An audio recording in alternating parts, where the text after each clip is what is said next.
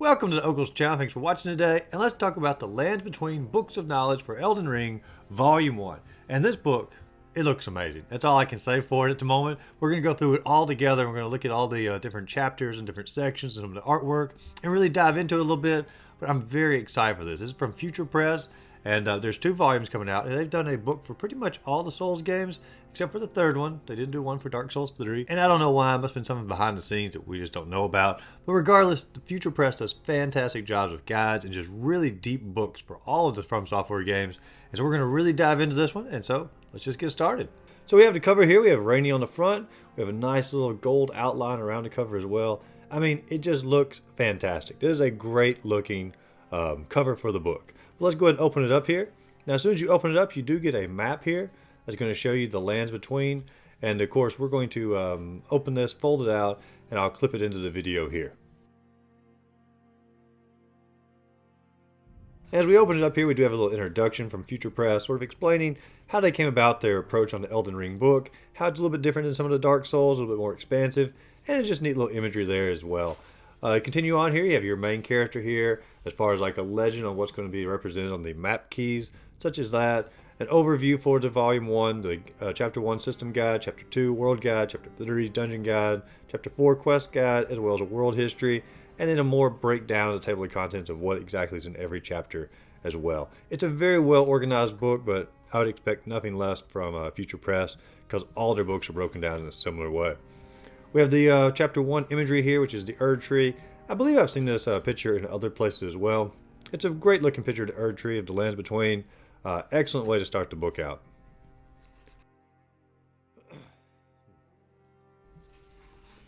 As we continue on here, Chapter 1 is probably going to be the most boring for most people, but it still has some interesting things in it because it talks about the lore. But for the most part, it's about like saving your game, loading your game, character starting classes, you know, the different attributes, game progressions, how to level up, great rune effects, basic movement here, the world map, just real basic stuff that you'll probably figure out on your own as you play the game.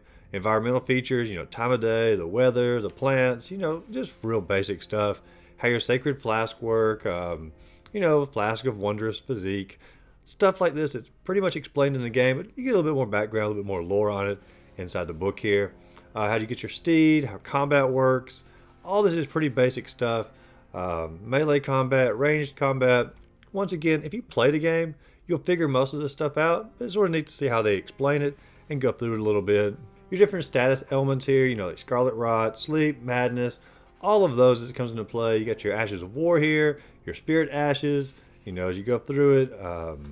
It's just real neat stuff inside the little introduction part of the book here. It goes through your Ashes of War compatibility list over here, how multiplayer works, cookbooks, you know, as you go through here. And once again, multiplayer stuff. There's a lot more depth to the multiplayer than people actually give it credit for in this game. And I think it's going to be expanded even more in the DLC when it comes out. Talking about, you know, your summoning ranges, things like that. Normal enemies, strong enemies, bosses. You know, how it basically affects when you have allies for your summoning. And of course, that pretty much sums up Chapter 1. Like I said, probably the most boring chapter for anybody involved because it just summarizes how to play the game. Real simple stuff. Chapter 2, the World Guide, beautiful picture here. I actually like this picture a great deal more than the first picture. That's the kind of picture I wouldn't mind having framed and put on my wall. That's a gorgeous looking picture. Love that. But this is the World Guide. As we go through here, first off, we do have a nice little map of the world, explain all the different regions as we go. And of course, basically a little understanding of how to break down this book as you work your way through it. As you continue in here, it tells you about the order that you need to go through, mandatory areas, because let's face it, there's a lot of non-mandatory stuff in the game. Different game progression routes and what ending they're going to bring about for you. You know, if you want to go for a certain ending in the game, exactly what steps you need to go through to get that ending. A great way to go about that. Of course, a flow chart. I mean, it's just crazy how deep this game really is. If you want to create certain builds, how to go about that, whether it be like dexterity, or a faith build, or an intelligence build. I mean, really breaks it down, like what are the best weapons, best spells, all of that's in here. And of course, it's going to start breaking down region by region, exactly what's in these regions, what steps you need to take in the regions, NPCs you're going to encounter, items you're going to encounter, all different type of stuff, and just really break this down super well and super in depth. Now, keep in mind, guys, we're only on page like 55, 56 of this book. And we are already going through a lot of pretty in-depth stuff. And of course you can see here, it goes through all different caves, different tunnels that you can go through, different enemies you're going to encounter in that, what rewards you expect to get from these areas. I mean, there's so much stuff inside this book. And I know I'm going through it pretty quickly, but if you want to pause the video at any point to look into these pages in more depth, feel free to. But it really breaks down what all of these areas inside the map have on here. And it's just fascinating to really realize how much is in here. Even go through like the bosses, different strategies for the boss. And we're going to get to a section later that's going to really break down all the NPCs and things like that. But of course it goes through how to defeat the bosses in that particular area. Of course we're moving into the second area here. Still the same chapter, but just a different region.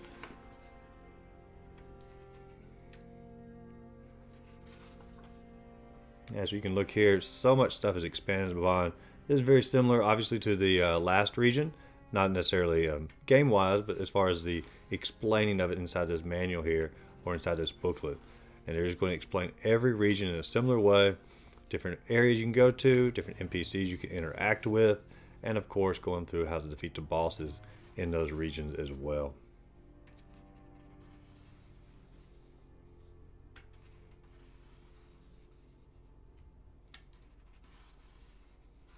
And I love how they actually have screenshots throughout here as well to sort of help you understand exactly what you're encountering in these environments. They're not just sort of throwing you out there with a random map and expecting you to figure your way through it. They actually go screenshots to demonstrate how some of these strategies are going to work as you go through here. And even right here, it like really explains out some of these strategies. It's not just like a vague step like, defeat this boss. It really goes in through all this detail on what you need to do here. And if you don't really want my commentary over here, feel free to mute it and you can just sort of see a flip through the book as you go. Let me sort of explain what we see here and explain a little bit better. I mean, holy cow, look how much stuff is in this region that you can interact with. Like when you're playing the game, you don't realize like how much there is to do as you're going through it. You just sort of, work your way through, find different things. Man, I can't even imagine, like, there's so much stuff I probably missed in this game that I just don't know about. I thought I did pretty good on it, but I mean, looking at this, like, did I really find all these little interactions as I went through it? Boy, that's hard to believe that I did. I know I 100%ed all the bosses and all the little side bosses and mini bosses, but I mean, holy cow, did I do all these little interactions? Did I get all these little items?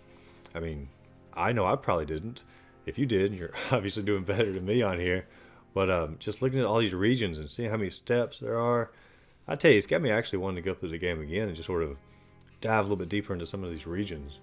Oh, the Moonlight Altar. What a great picture there. Holy cow. Of course, we got screenshots demonstrating all the different strategies. I don't remember that up there. That's interesting. I mean, even just looking up here, like, holy cow, look at all the things they have listed. Enemies, items, equipment, all the stuff that you can find in this area. I mean, my gosh, it just really breaks it down.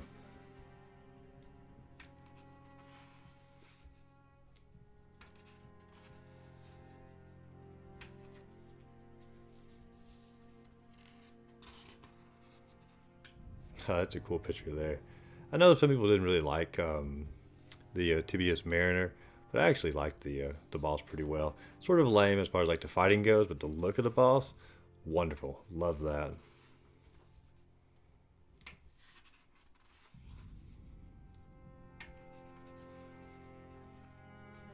Man, Future Press does such a good job on every aspect of this.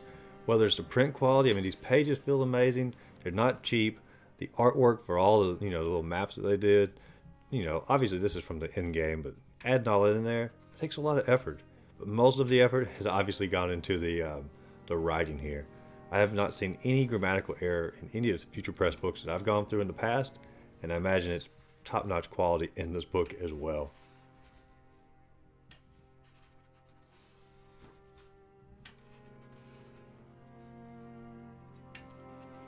I mean, you could have this on your coffee table, and you could just spend hours going through this. And obviously your friends coming over are going to want to look at it as well. Only thing I would caution on that is if you want it for collector's purposes, coffee table, you're taking a chance on someone spilling something on it or, scratching it up a little bit. And so, you might want to have I don't know, a spare copy if it comes to that, because these actually go out of print and they get really rare, and then the prices skyrocket on them as well. Oh, Alexander. Consecrated Snowfield.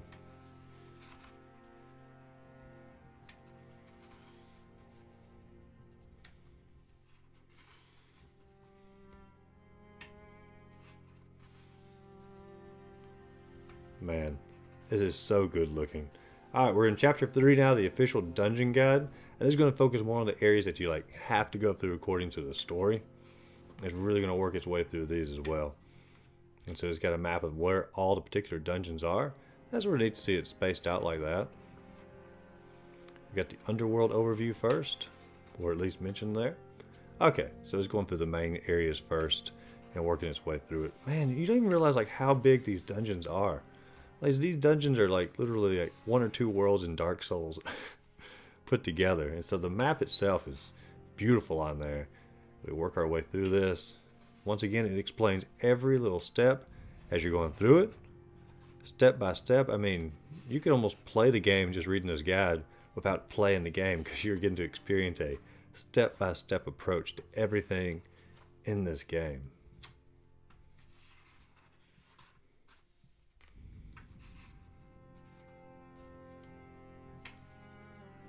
I love how the maps are in there first, because you can actually dive in, plan out a path of action before you even get into it.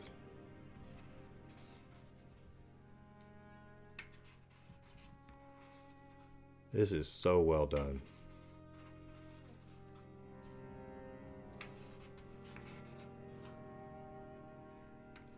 Now, some people would ask, do you really need a guide like this to work your way through the game? No, you don't need a guide like this.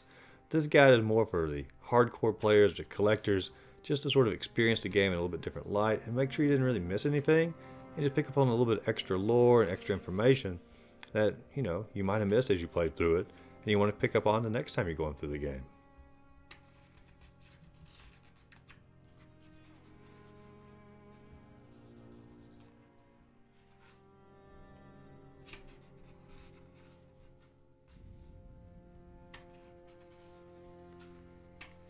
Like I said, going through this, I just never realized like how giant these dungeons are, because you're having so much fun when you're playing it, and you just don't think about it. But these levels were enormous. No wonder it took me, you know, like 100 hours to go through this game.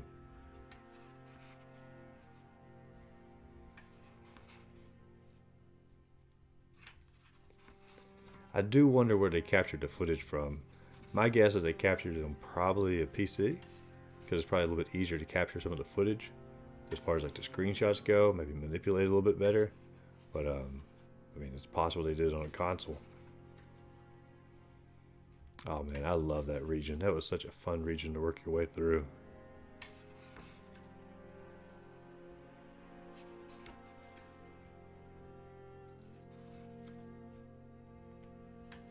Now that's cool, especially for this, because it's such a disconnected area, to sort of see how all the levels come into play, how they mix together. That is awesome looking. It almost reminds me of like a textbook you would see in a classroom. Like the pages, they sort of feel like that a little bit, just a little bit thicker.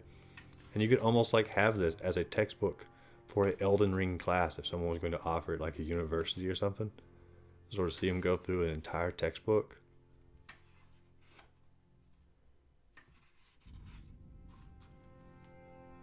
And once again, guys, if you want to slow the video down and take a look at some of these pages more individually, some beautiful artwork on all of these areas. Perfectly captured screenshots. You know, I'm not sure what type of build they did as they went through this. I'm sure you can figure it out if you really investigate it more on your way through here.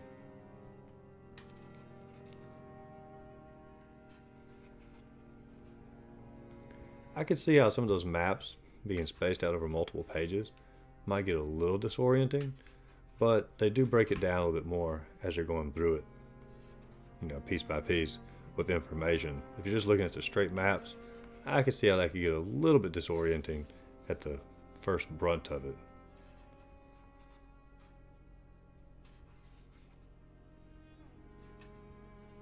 You know, I wonder if it has anything to do with the Nameless King from Dark Souls 3. Never really thought about that. Alright, now we're to the quest guide, and once again we are presented with a gorgeous picture here. All of these are poster worthy. This actually reminds me of like the old motivational posters, because they always had that black border around them, and then like a word down here said like motivation or something like that. I don't know, it reminds me a little bit of that from like the 90s. Alright, so we have the quest guide here. It's going to give you an introduction to all the NPCs first, just sort of get you familiar with them before you dive too far into the game. And sometimes you don't realize how many NPCs there are in the game. And of course it goes through your round table hold characters first, and it really breaks down every single one of them, gives you know different approaches about them, and give them different things they're going to say every time you talk to them.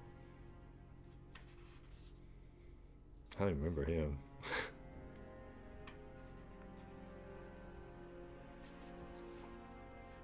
This is awesome to see all of their dialogue. If you really want to study the lore here, to go through all the dialogue, man, this would be a great way to really study the lore as you're working your way through it.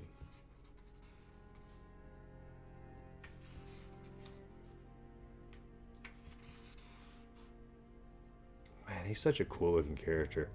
He's one of the coolest looking characters in the game.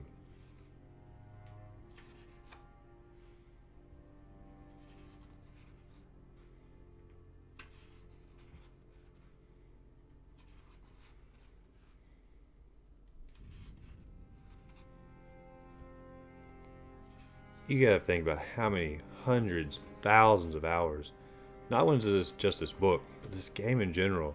Because you know when they were creating the game, they had maps and they had things all drawn out about this. You ever realize how much he looks like Gale? Like especially that hood? But just like, good lord, how much work went into creating all this? Because they broke it down into a book, but somebody else had to like break it down to put it into the game, and create all of this, and then program it, and then make it into a working format for us to enjoy. I mean, it's just amazing. And I know the lore was done by George R.R. Martin and whatnot, but holy cow, like, it's amazing like how much they expanded upon that, created their entire world. It's amazing. I love this artwork of all these characters going through here, though.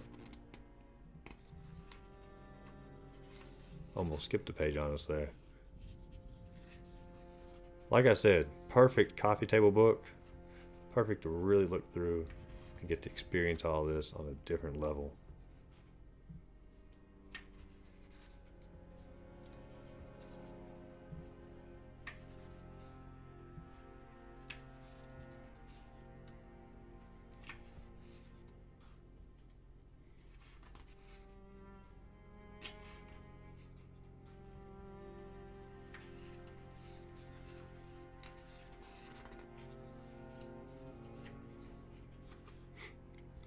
Can't be complete without patches. Oh my gosh.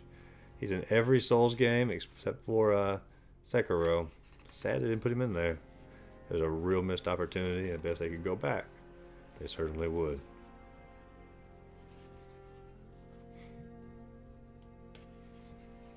About to say, we need Alexander.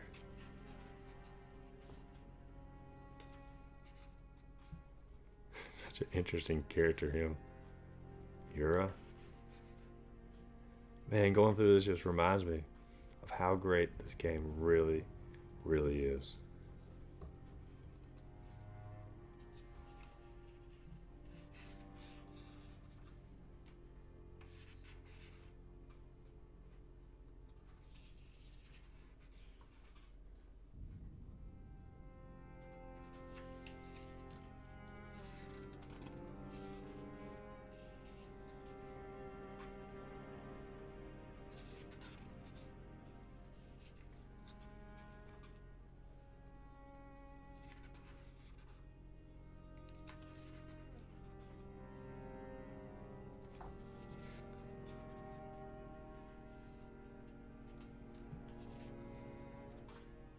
Going into the world history here to really break it down a little bit if you want to get deep into the lore, what all of the different items do as you claim, what their lore is for all of those, and you get some beautiful pictures as you're going through here as well.